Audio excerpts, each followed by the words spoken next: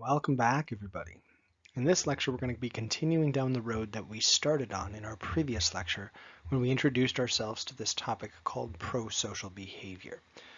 In essence, what we're going to be doing in this lecture is finding ways to connect more arguments and topics to this area that we were exploring previously. Just so we have a lay of the land, if you need a refresher on what we covered before, what we did in the last lecture is first define what prosocial behavior is, and also looked at a form of prosocial behavior in altruism. We then looked at different theories as to what evoked prosocial behavior, things like the evolutionary idea and this empathy altruism theory that was surmised by a gentleman named Batson. And then we looked at a lot of other things within social situations that could evoke an increased chance of being prosocial. We're going to continue down this path of looking at research that's examined things that increase and decrease prosocial behavior. And we're also going to look at some debates that occurred over the years that question some of our assumptions that we have going into looking at prosocial behavior in the first place. And in fact, that's where I want to start today's lecture.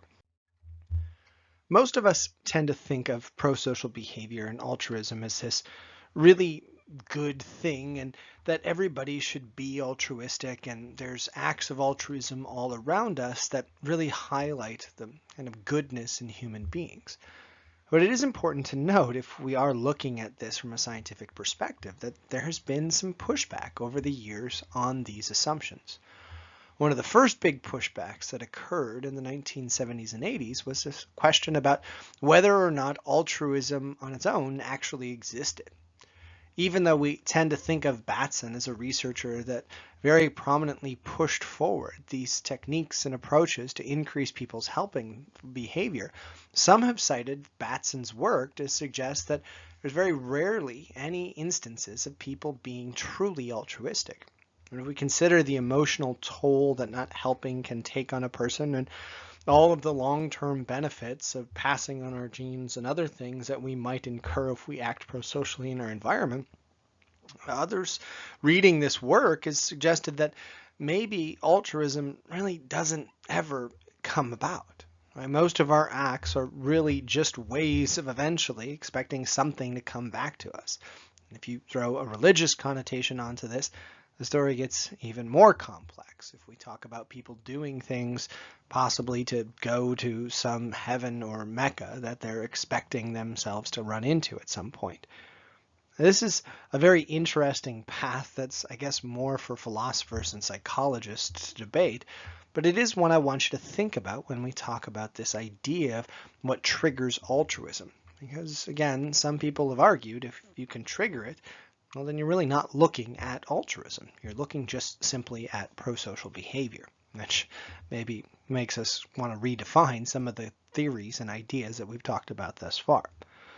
Another really interesting theorist that I feel is worth mentioning, even though I'm not necessarily saying that I embrace her ideas, is a person named Ayn Rand, who came up with this very controversial idea a number of decades ago that prosocial behavior, and altruism in particular, are maybe not good things. Well, she didn't use the word maybe.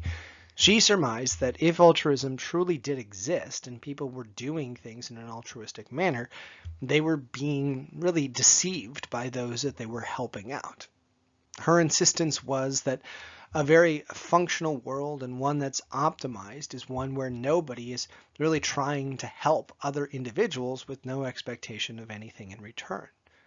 She suggested what's best for you is probably best for society over the long run.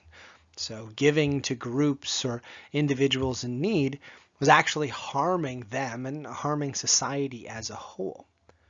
Now, Rand didn't just argue these things. She wrote numerous books and essays trying to push this idea.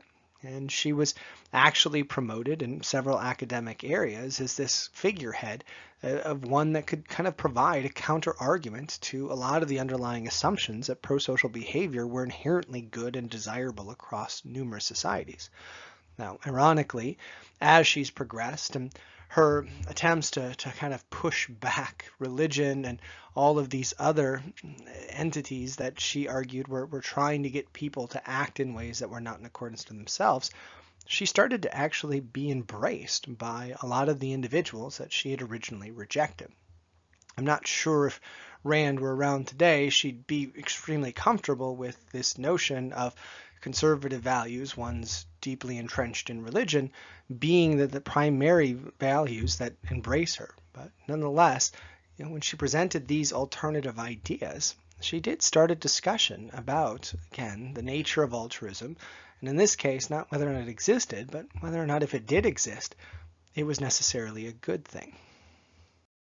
But if we're looking back at what we started on earlier, it's important to note that even though many people studying prosocial behavior have been intrigued by this debate over whether or not things like altruism truly exists, or altruism, if it does exist, is inherently a good thing, most research on the topic of prosocial behavior over the years has focused on where it's coming from, what's either triggering it, or where we see differences in it, with the tendency to assume that in most instances, prosocial behavior is probably a good thing, both for the individuals being helped and society as a whole.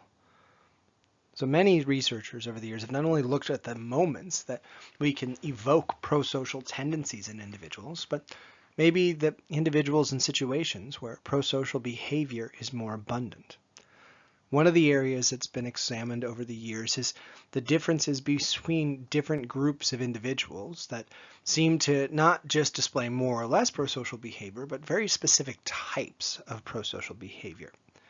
Numerous studies have shown that there are very quantifiable gender differences in prosocial tendencies. Not necessarily prosocial behavior levels overall. There is some evidence to suggest that women are a little bit more prosocial than men in terms of the acts of kindness that they exhibit overall. But usually when we talk about the differences in prosocial behaviors amongst genders, it's not about the overall number of prosocial behaviors committed, but instead the types of prosocial behaviors elicited. Men tend to engage in significantly more what we call chivalrous prosocial behaviors. This usually involves things like helping somebody move or doing something physical that maybe risks health or risks pain. Women tend to engage in what's called nurturing prosocial behaviors, where they're there more for emotional help or support for other individuals. A classic example of this would be, say, helping a friend through a breakup or helping somebody deal with some of the stressors that they're encountering.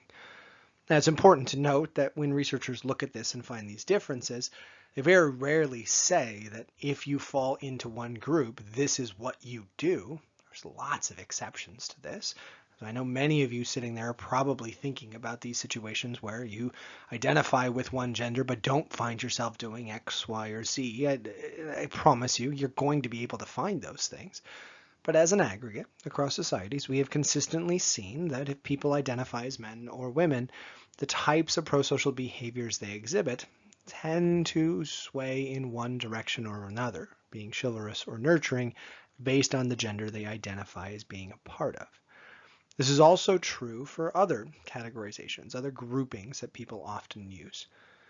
One set of studies, a couple decades ago now, focused their attention on how within specific cultures, certain people might be more likely to help than others, and they might be, in particular, more likely to help specific groups versus others. In cultural research, what we've seen is in our independent society, we're not necessarily the most pro-social group of individuals. There's definitely moments where people as a whole come together and help out other individuals, but when we compare our independent society to our interdependent counterparts in East Asian, South Asian groups, what we tend to see is that their likelihood of being prosocial tends to be much higher. But there's a big caveat to this. This is not necessarily a universal thing. In interdependent societies, prosocial behaviors for what we call in-group members, it's usually family members, friends, people we're close with, is extremely high. People are just very giving in these societies, to those people that they're closest to. But when we look at their behavior towards outgroup members, people that they don't necessarily associate with, they don't know very well, what we see is that their behavior is not only more reflective of what we see in our independent society, but in many cases, it might be even less prosocial than what we see in independent societies. And this highlights some nuances to this prosocial behavior tendencies that we see. It's not that one group, again, is way more prosocial than another. It's just we calibrate when we're going to be prosocial, what we're going to do, and who we're going to be prosocial for based on some of the groups that we identify with. This is also true when we compare income groups, something that's been done just recently in the past decade or so. There was a researcher named Michael Krauss, along with another gentleman named Paul Piff and a faculty member named Dacher Keltner, who when Paul Piff and Mike Krauss were graduate students, in this study and showed that the individuals coming from high incomes, when given the opportunity to be prosocial, actually much less likely to do so than people coming from the low income groups that they used in their study. Now, there were some issues with the design of this study. Many people don't necessarily like categorizing people as high or low income. It's more of a correlational thing, but regardless, the research that Piff and Krauss did really highlighted how, when we're talking about prosocial differences, even within specific societies, there's groups that are more inclined to be prosocial than others. What we tend to see, again, is low-income individuals tend to help more, especially with in-group members. And if we're looking at the percentage of, say, money they give or time they donate to charity, it's substantially higher than individuals in these high-income groups. And this is also found in a portion of our society and other societies as well when we compare those who are extremely religious to those who are not.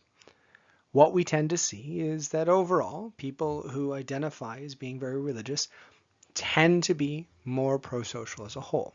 Now, there's definitely differences amongst the different religious affiliations, but as an aggregate, again, there's always individual differences. I need to keep stressing this, but as an aggregate, what we tend to see is those that affiliate themselves with a specific religion and affiliate themselves with it strongly tend to describe more instances of them being prosocial than those who are not. Now, what's really interesting about this, though, is that Batson and others, Batson being the same researcher we've talked about before, have suggested that many of the underlying differences when we look at religion might be based on the types of prosocial behaviors we commit. Batson suggested that those committing prosocial behaviors under the name of religion tend to do it more often in a public way. Right? They tend to give to charities where it's known that they're doing it. They tend to do things that others can see and kind of tie to their religious connotations. Now, it is also important to note when we make that statement that there have been some that have pushed back on Batsman's research and suggested that even if we control for the public versus private actions, we see higher rates of prosocial behavior from those who are religious. But, it again adds a wrinkle to things. It highlights, when we look at all of these, how when we find ourselves drawn to specific groups, when we give ourselves a specific identity, that identity that we form does shape not only our proclivity to be prosocial, but the types of prosocial behaviors that we're more inclined to exhibit. Now, in addition to examining ways that prosocial behavior can be increased within specific groups, a lot of attention has also been focused on groups that are significantly less prosocial. One of the topics that's been looked at extensively over the years is this notion that people from inner cities and in large populations tend to be significantly less prosocial towards their neighbors than individuals in what we nowadays call rural areas. And this is actually linked to a term or a concept called the urban overload hypothesis. It's this notion that the more and more populated the city we find ourselves in becomes, the less and less likely we are to help in each situation where prosocial behavior could potentially aid in somebody else that is in need. This is something that's often highlighted in the number of people we say give charity to, or the number of individuals who have needs that we come to the aid of. And it is important to note that there is significant evidence to show that percentage-wise, people from urban areas, when they're prompted to help another individual, do help significantly less in terms of the percent that they help when asked than those in rural areas. But why this is the case is a little more cloudy. Some theorists have argued that maybe it relates to the fact that we are in urban areas inundated by requests for help, where in rural areas the requests are so few and far between that when they happen, we feel significantly more inclined to do so. There's even some research that's shown that as people get more and more kind of indoctrinated into an urban area or just accustomed to some of their surroundings, they become more and more callous or less and less willing to help individuals in those environments. It's also important to note here that there's numerous studies that have shown it doesn't really matter where you're born as much as it matters where you're currently living when we talk about how this urban overload hypothesis works. But it's also probably important to note before we close this out that even though we do see pretty dramatic differences in the locations of individuals and their percentage chance of helping, there have been some follow-up studies to show that people located in urban areas do actually have a slightly higher proclivity towards helping others than those in rural areas if we look at the aggregate number of prosocial behaviors we commit. In essence, we're constantly in urban areas bombarded by requests for help, and we do help occasionally. It's just, percentage-wise, not that often. Where in rural areas, we're much more inclined to help when asked. It's just so infrequent that, it doesn't occur as much. Another idea that's been floated to explain this also relates to the difference between what we call in-groups and out-groups, something we've alluded to earlier. There's some individuals that believe that individuals from rural areas simply see a lot of their neighbors, the people that they have the potential to help out, as part of their in-groups, and in fact might know a large portion of the people that they encounter on a day-to-day basis, where those in urban areas very rarely come across individuals that they're familiar with when they're in a large population.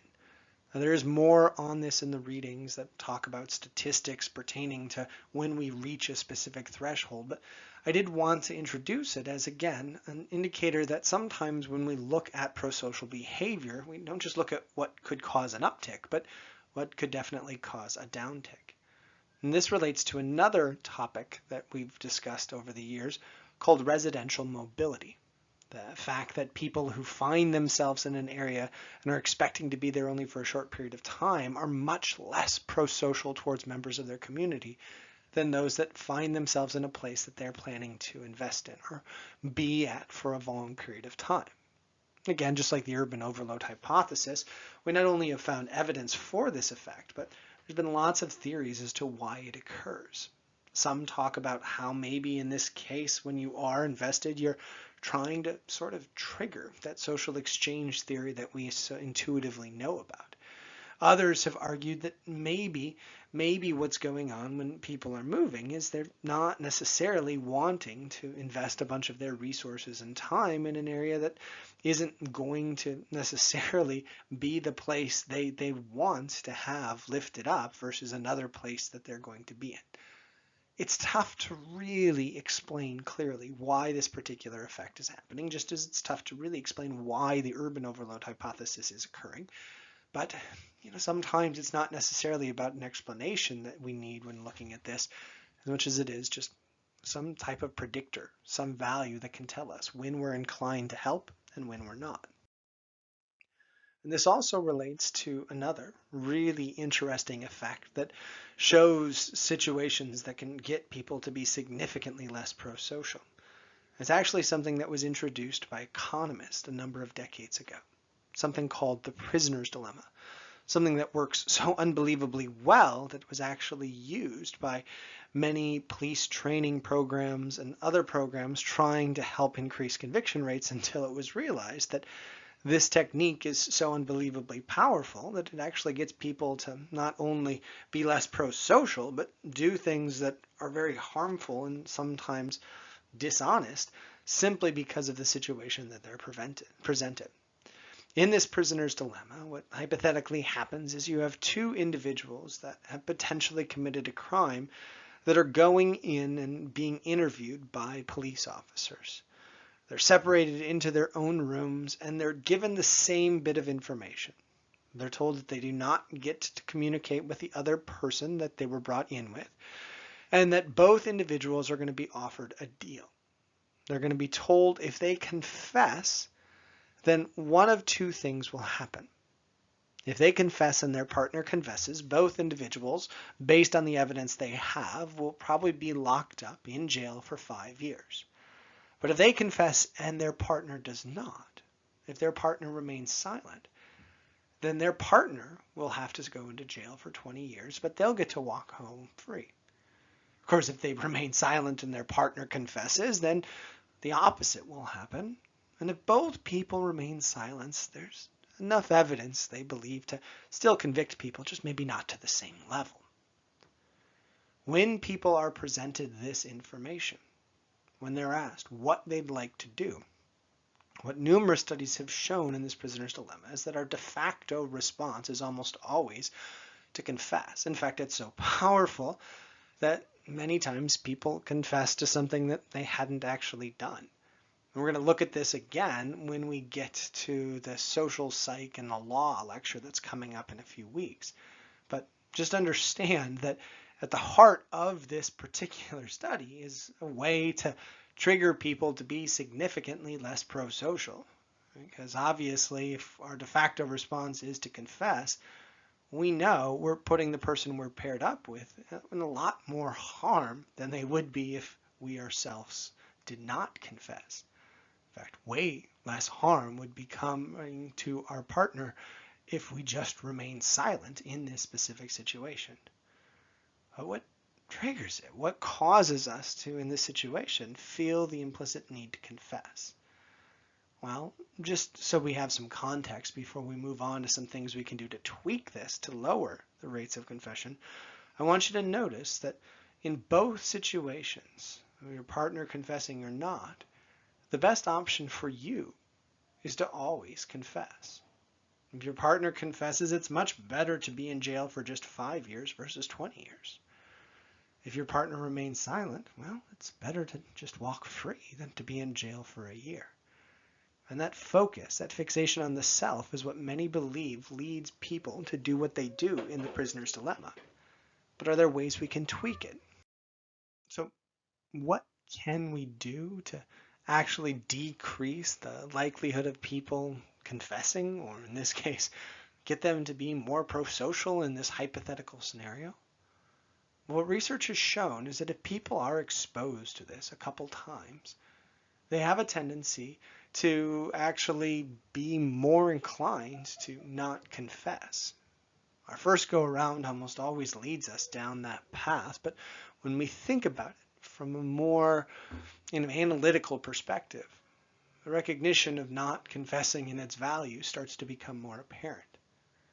It's also true when we talk about ways to make people more pro-social in the future.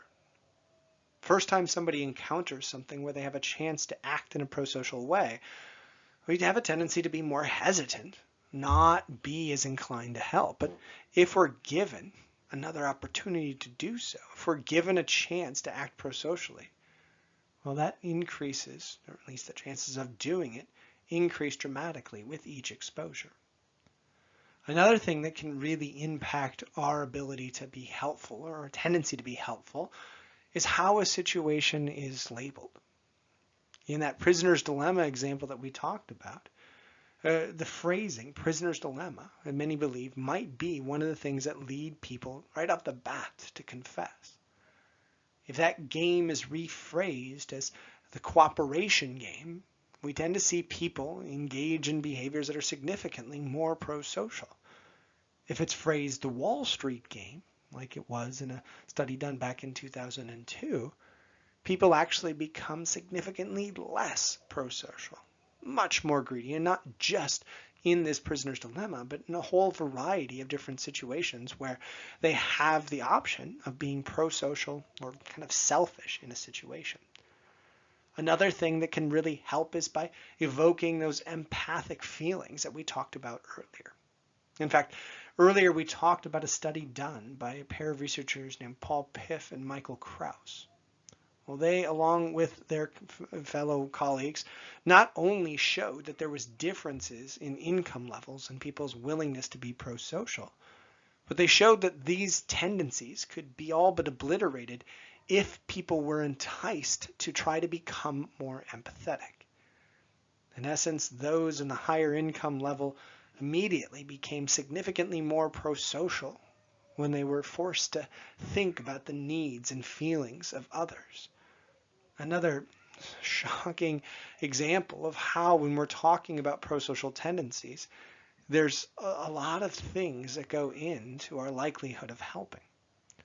And if we look at another study that we've talked about before, we can see another kind of hint that cueing things, phrasing things differently, can get people to be more prosocial. If you remember back several weeks ago, we talked about a study done by a pair of researchers named Sharif and Noren Zion. In this study, people were asked to come up with sentences for words that were either neutral or spiritual in nature. And what they found was that people who had spiritual words embedded within their activities tended to be significantly more giving and prosocial when asked to distribute funds for participation in the study. All of this highlights how not only can we see trends that lead people to act prosocially or not, but we can also tweak those trends just by changing the scenario up a tiny little bit. So, what is a take-home message that we can get from all of this information? Well, my hope is that after we've covered this, you have a better sense of what things can relate to increased levels of prosocial behavior and the value of it. I understand that obviously in this lecture we debated whether or not altruism was necessarily a good thing and whether or not altruism really existed, but I'm hoping that there's some consensus among most of us that being nice in general is a pretty good thing. And hopefully now that we've covered a lot of these topics over the last two lectures, you now know certain things in your life that might make you more inclined to be prosocial and others that might make you less. And by arming yourself with that information, well, it might help you be a better contributor to society than maybe you were before going through this. You can also use this information to better understand why certain people are more prosocial than others and what might entice others to be prosocial in specific situations. I'd also encourage you to really tap into some of those things that we discussed earlier, like good moods and empathic thinking, to help yourself along the way when you find yourself in struggles. And just remember that if you do engage in this, not only will that help you and those that you're helping, but there's numerous studies that have shown, as we've discussed before, that once we start doing something, it tends to create a snowball effect that gets not just us to do something kind, but the person seeing us to do the same, and the person seeing them to do the same. Maybe we're not necessarily talking about a movie-worthy example like some of you might be thinking about right now, but the mimicking effect is legitimate. There's a lot of evidence to show that once one person helps, another is much more inclined to do so afterward. And that's hopefully the take-home message that you can get from what we've covered so far. This does mean, since we're getting to that take-home point, that we're going to be wrapping up with the topic of prosocial behavior. We're not quite done with the general topic yet, because in our next class, we're going to be examining sort of the opposite of altruism or prosocial behavior when we start talking about aggression or sometimes what's called antisocial behavior. Much like we did here, we're going to look at all the sources to these things and some of the things that have proven to be pretty big factors in who's more inclined to be aggressive and who's not. Hope you'll be ready for that journey when we get to it, but for now, take care, good luck, and I hope to see you soon.